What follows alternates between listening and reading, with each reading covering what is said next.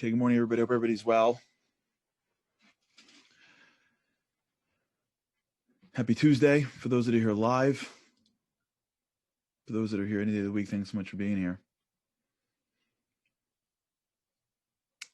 We've been talking about this idea of sacrifice for a while. And the reason is because it's hard.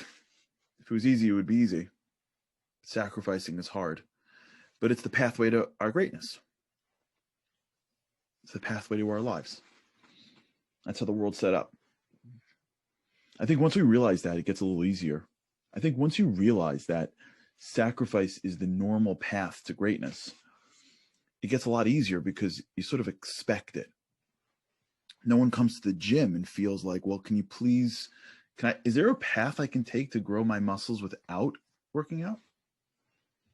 No one goes to their physical bodies and is mad at their body for gaining weight, even though they happen to have a donut every single morning. No one's like, really?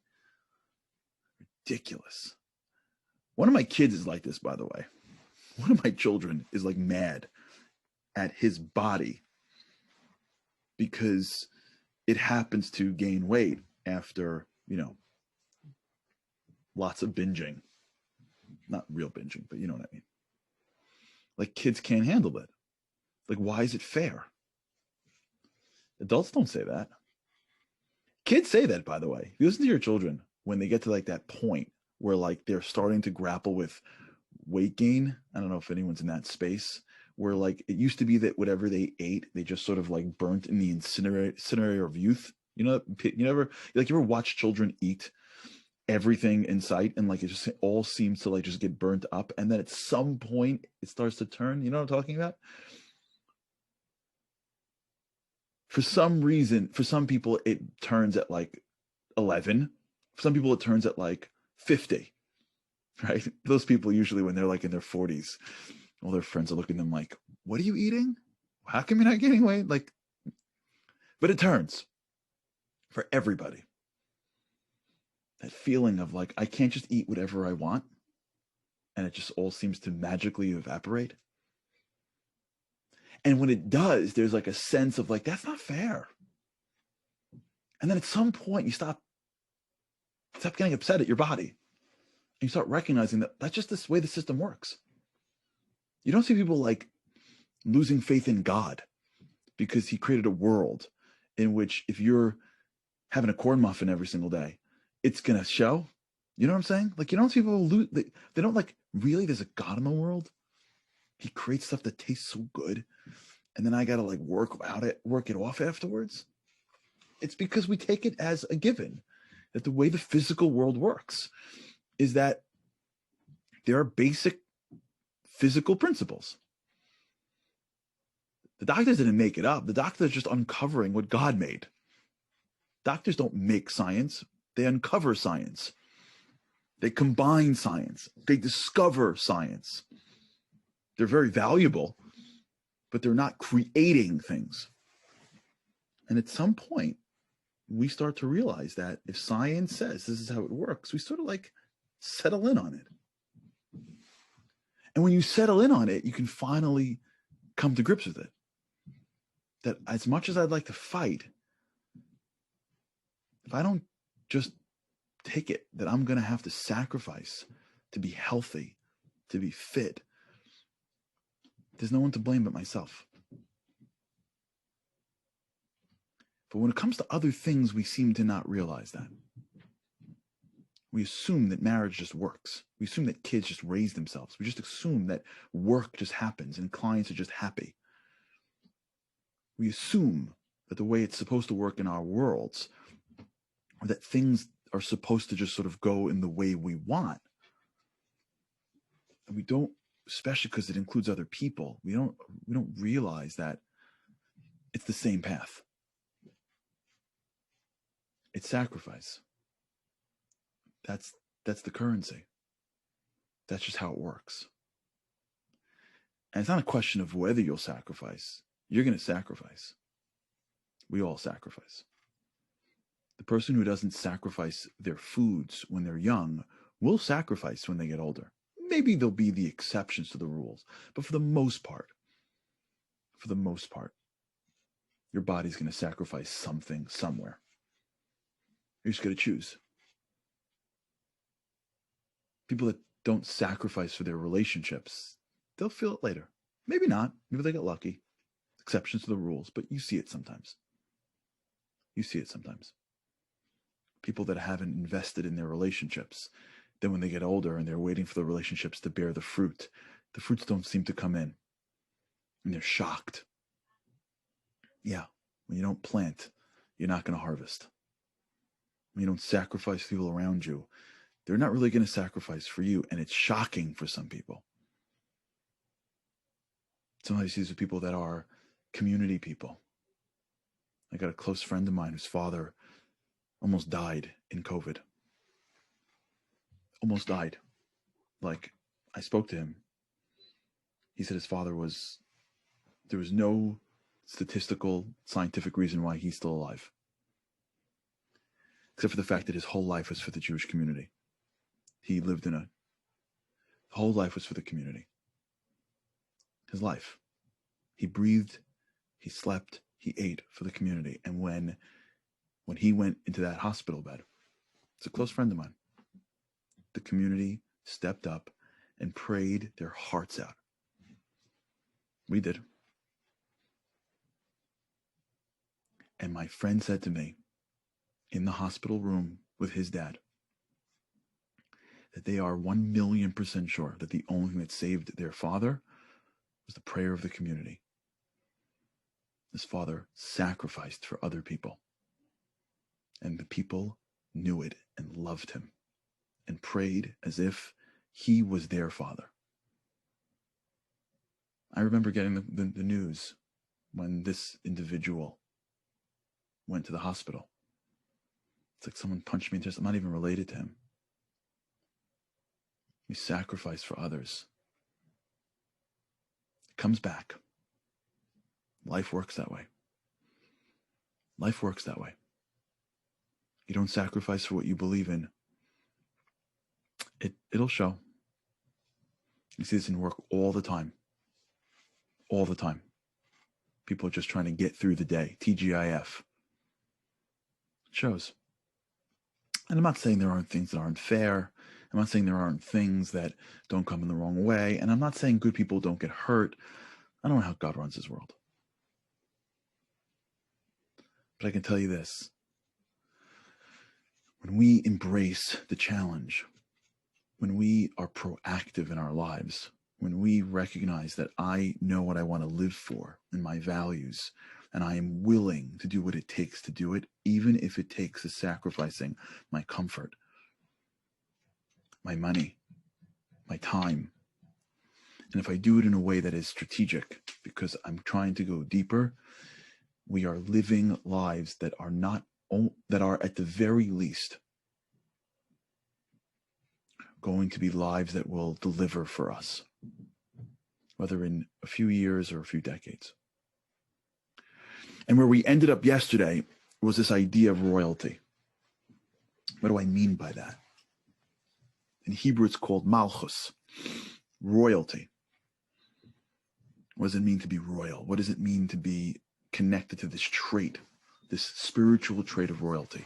So when we don't have it, we have it today. We do. We just have it very differently. In the model of yesteryear, every town had a king. I was talking to someone. We were learning something together, and like there was like a line that said like there was like 38 kings, and the person's like 38 kings. Like how are there so many kings? I'm like, then that's how the world worked. Like people didn't live in like multi-dynamic societies. You didn't go to like towns and then cities and states. They lived in little, areas where people had to protect each other and protect themselves. And they had mostly, if they could, a wall around the area or a border around the area. And people lived in very different societies back then. There was no real protection in between different areas. So each area had their own structure and they had their own kings. Today, a king is like a mayor, right? Or like a governor. Not even a governor. I think a governor is probably too big. New York would have been a massive kingdom back in the times of antiquity, right? Like, mayors of towns were probably kings back then. We just had a little bit of a different infrastructure. So if you think of kingdom, right, I'm not going to make any, right?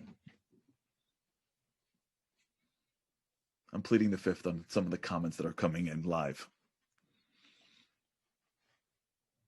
But there are definitely, without making any specific mentions, of which I won't, because this show is not political, there are definitely political officials, right, that would like to go back to the days of kingdom. No question. But the idea of kingdom means that when you look at a kingdom, when you look at royalty, what you find is that the strength of the monarch is really based on the strength of the people around him. A strong king, especially in the times of, of antiquity, strong kings didn't have enough assets to maintain the control. They didn't have like a nuclear bomb. They didn't have more tanks. They relied on the will of their people. Their soldiers carried spears and knives and bats. So whoever had more people were the ones that had more power. So kingdoms were really based on the will of the people around them or the ability to subjugate them. The trait of kingdom, the trait of royalty, is the trait of unity. When you were part of a monarch, you felt like you were part of something more than yourself. You felt like your life had more meaning than the farm that you were on, or the cows you were milking, or the water you were drawing from the local well. Your life meant more. There was a focal point in the middle of your area. There was a flag that you looked up to every day.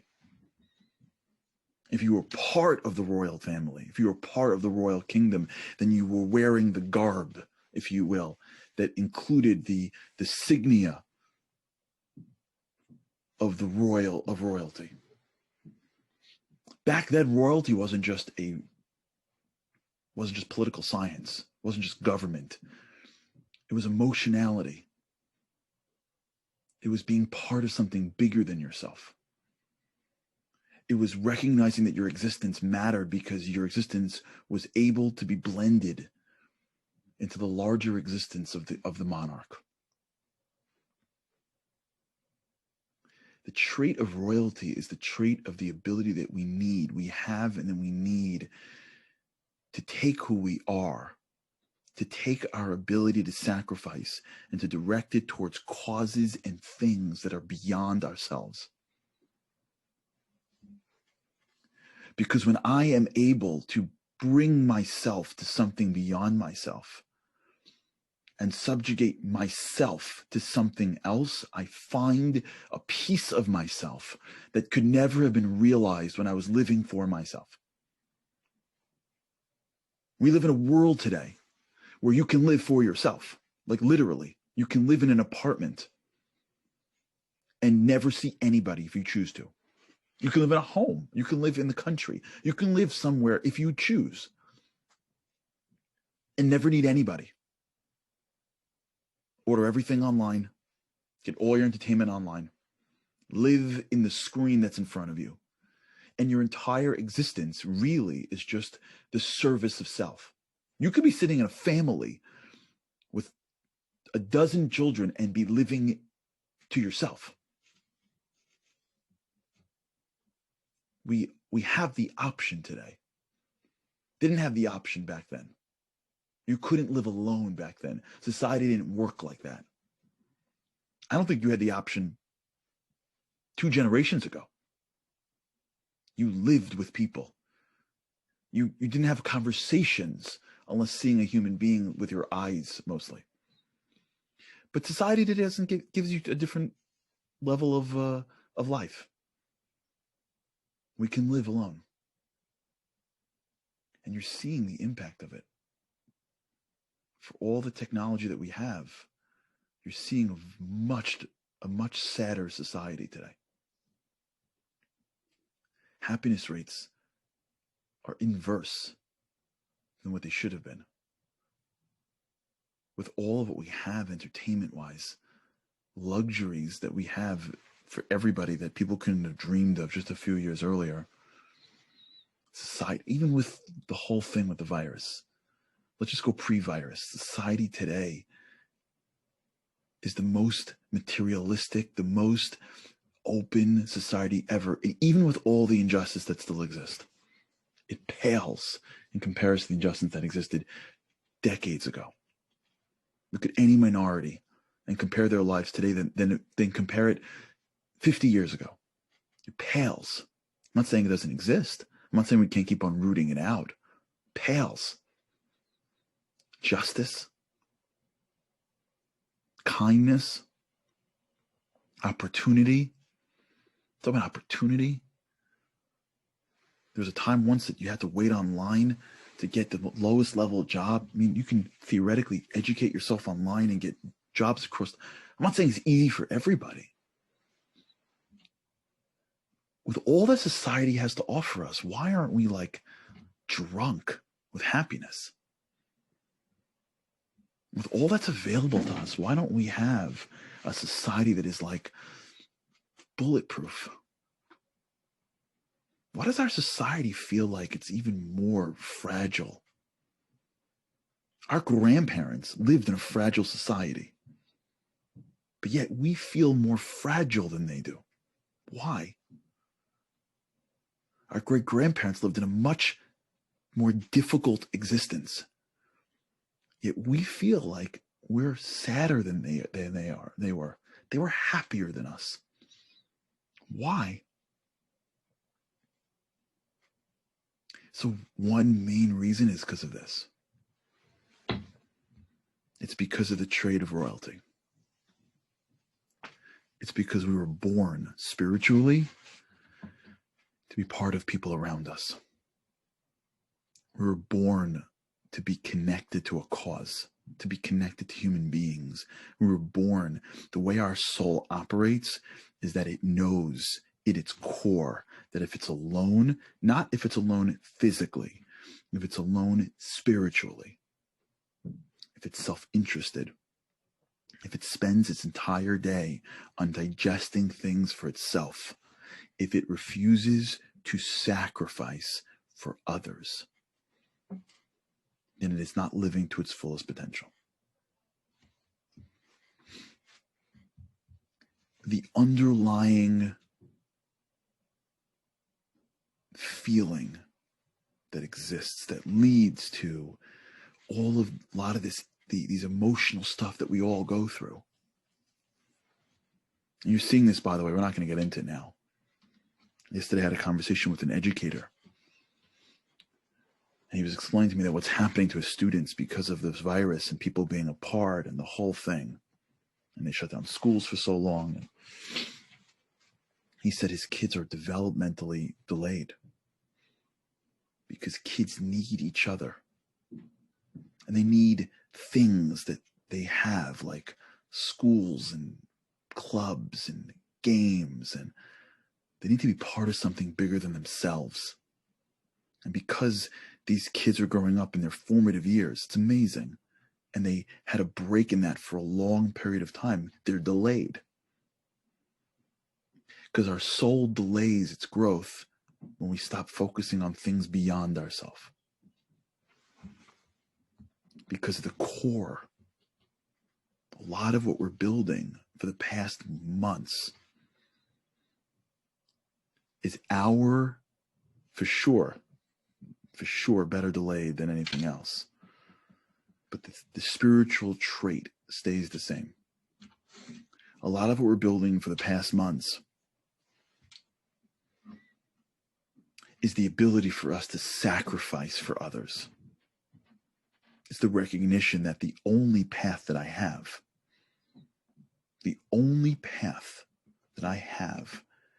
that will lead me to true meaning and purpose is a path in which I am willing to take myself and give myself to something bigger than myself. That's to me, and we'll end with this for today, but because I want to delve into this with you. To me, that's the part of it that's sort of counterintuitive. This sort of is one of the core pieces that is it's the opposite for the physical and the spiritual.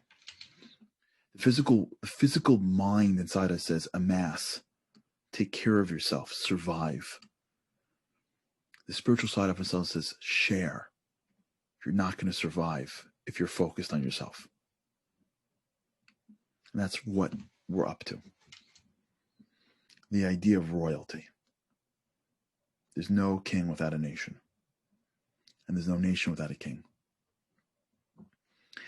And our ability to recognize that there is something bigger around us that we need to tap into in order to find the truest and the deepest piece of ourselves. All right, we'll talk about this.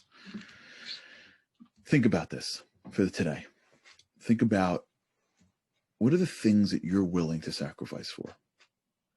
Relationships, causes, nations, people, ideals. Are there things in your life that you're willing to sacrifice for? Because those are the things that are what we call your points of royalty. All right, we'll talk about it. Have an incredible day. And with God's help, I cannot wait to see you again tomorrow.